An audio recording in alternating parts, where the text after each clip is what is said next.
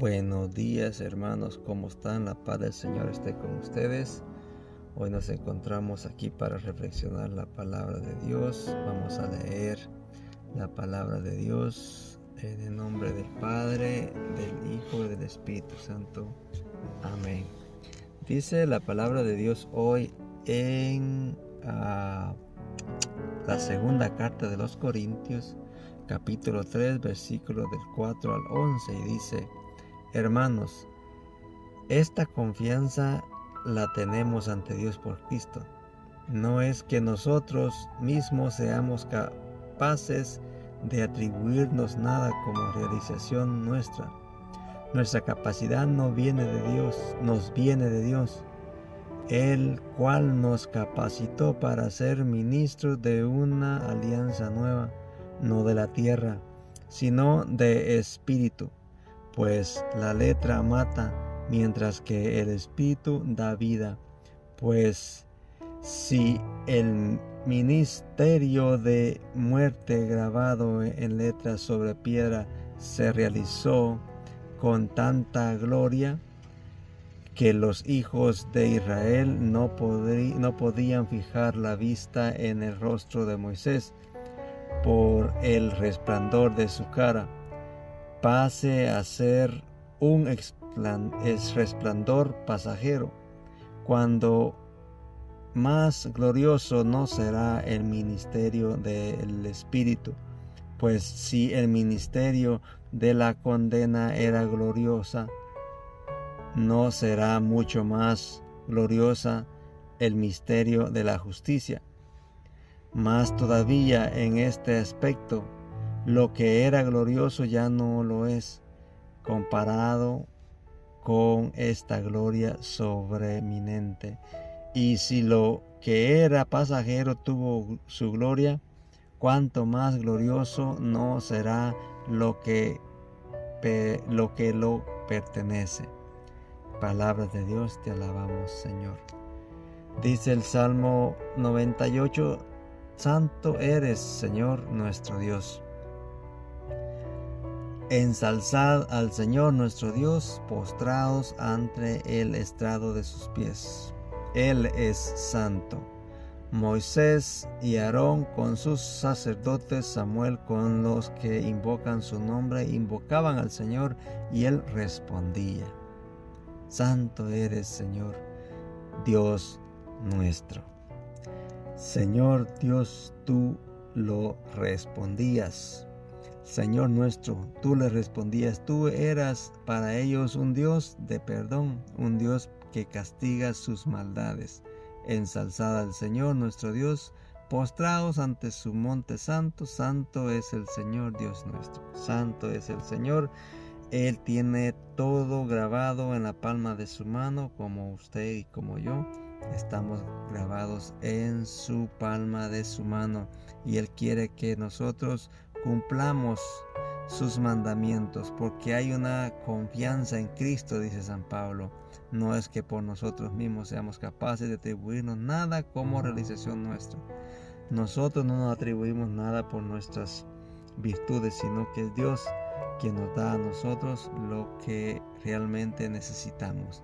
Dice el Evangelio de hoy, San Mateo 5, el versículo 17 al 19, y dice así: En aquel tiempo Jesús dijo a sus discípulos: No creáis que he venido a abolir la ley y los profetas. No he venido a abolir, sino a dar plenitud. En verdad os digo que antes pasará el cielo y la tierra, que deje de cumplirse hasta la última letra o tilde de la ley. El que salte uno de los preceptos menos importantes y se le enseñe así a los hombres, será el menos importante en el reino de los cielos. Pero quien los cumpla y enseñe será grande en el reino de los cielos. Palabra del Señor, gloria a ti, Señor Jesús. Mis hermanos, Dios les bendiga. El Señor viene a decirnos que hay leyes que se deben de cumplir, pero Jesús no está hablando de la ley de los fariseos, ni los mandamientos que tenían los fariseos. Él está hablando de la ley de Moisés, de los 10 mandamientos que él le dejó a Moisés, con la cual instruía al pueblo y pedía que el pueblo fuera consciente del pecado que estaban cuando decían: no robarás, no matarás. Todos los mandamientos que están en la ley del Señor, Él quiere que nosotros los cumplamos. Pero como Él venía y hacía cosas que la ley de los fariseos en aquellos tiempos habían tenido, tantos preceptos que ellos tenían, entonces ellos decían que Él no venía a cumplir la ley, sino que estaba, vamos a decir, estaba Él destruyendo sus mandamientos, o estaba infringiendo la ley, no estaba cumpliendo con ellas. Pero el Señor se refería a la ley de Dios. Él viene a darle cumplimiento, a darle valor.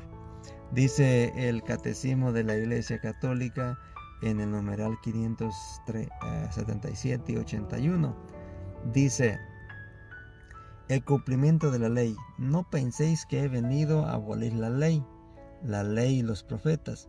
No he venido a abolirla, sino a dar cumplimiento. Jesús, el Mesías de Israel, por lo tanto es el más grande del reino de los cielos, se debía sujetar a la ley, cumpliéndola en su totalidad hasta en sus menores preceptos, según sus propias palabras. Incluso es el único en poderlo hacer perfectamente. El cumplimiento perfecto de la ley no podía ser sino obra del divino legislador que nació sometido a la ley en la persona del Hijo. En Jesús, la ley ya no aparece grabada en tablas de piedra, sino en el fondo del corazón del siervo, quien por aportar fielmente el derecho se ha convertido en alianza del pueblo. Jesús cumplió la ley hasta tomar sobre sí mismo la maldición de la ley en que le habían incurrido los que no practicaban todos los preceptos de la ley, porque ha muerto para remisión de las transgresiones de la primera alianza. Jesús enseñaba como quien tiene autoridad y no como los escribas. La misma palabra de Dios que resonó en el Sinaí para dar a Moisés la ley escrita, en la que en él se hace oír en el monte de las bienaventuranzas. Esta palabra no revoca la ley, sino que la perfecciona, aportando de modo divino su interpretación definitiva. Habéis oído también que se dijo: pero yo os les digo.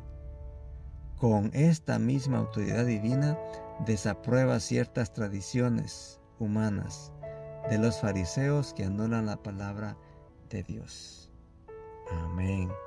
Qué bonito es, hermano, que la iglesia nos instruye.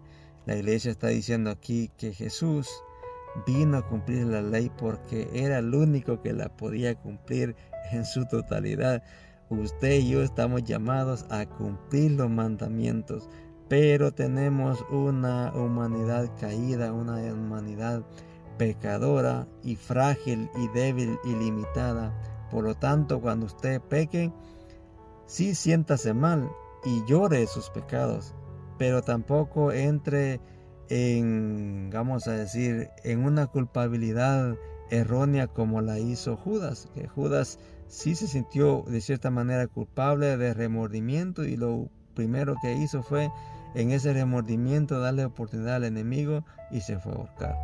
Pues nosotros, hermanos, sí pecamos, pero hay que tener la confianza de que Dios nos perdona y de que Jesús nos da a nosotros una oportunidad más. Esa oportunidad hay que hacerla valer. ¿Cómo?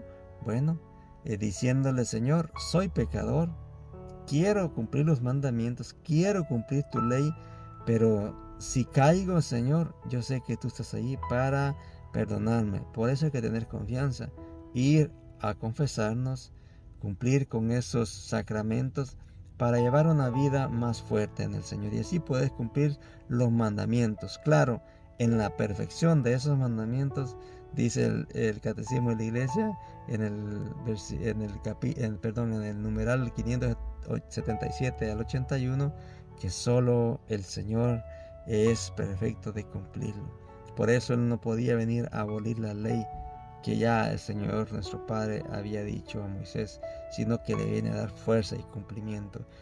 Y en nosotros hay fuerza del Espíritu Santo para cumplir también esos mandamientos a la medida de lo posible, en oración, en ayuno, en caridad. Ánimo, mi hermano, si se puede.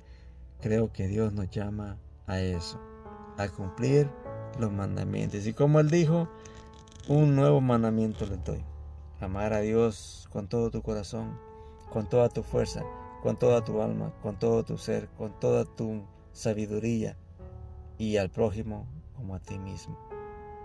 Eso no significa que los otros días no sean valibles. Es más, es para darle cumplimiento a los 10.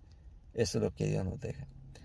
Que el Padre, el Hijo, el Espíritu Santo, María Santísima, el ángel de la guarda y el santo de tu devoción te bendigan, te llenan de alegría, así como el diácono San Efrén, que hoy estamos celebrando su fiesta del siglo IV, que te ayuden a seguir adelante. Bendiciones. Adiós.